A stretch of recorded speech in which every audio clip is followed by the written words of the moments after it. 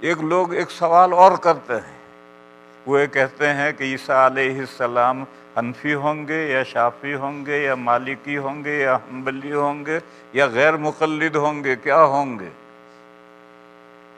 اس کا جواب یہ کہ وہ مجتہد ہوں گے، وہ کسی کا فالو نہیں کریں گے۔ جیسے تمام مجتہدین قرآن کریم کو ڈائریکٹ سمجھتے ہیں، اسی طرح سے عیسیٰ علیہ السلام تشریف لائیں گے تو وہ قرآن و حدیث سے وہ مجتہد ہوں گے، اللہ نے ان کو پڑھایا۔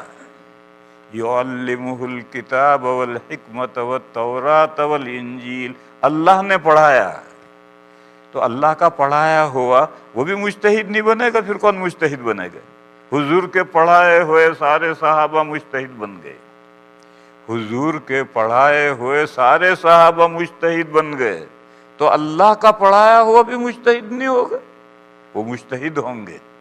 اور اگر یہ کہیں کہ فلاں کتاب میں یہ لکھا ہے کہ وہ حنفی ہوں گے تو غلط لکھا، اس کے پاس کوئی دلیل نہیں، وہ مجتہد ہوں گے اور دین کو وہ قرآن و حدیث سے براہ راست اخذ کریں گے، وہ اللہ کے پڑھائے ہوئے ہیں۔ قرآن میں 2 جگہ پر یہ آیت ہے کہ اللہ ان کو سکھلائیں گے، قرآن بھی اور حدیث بھی۔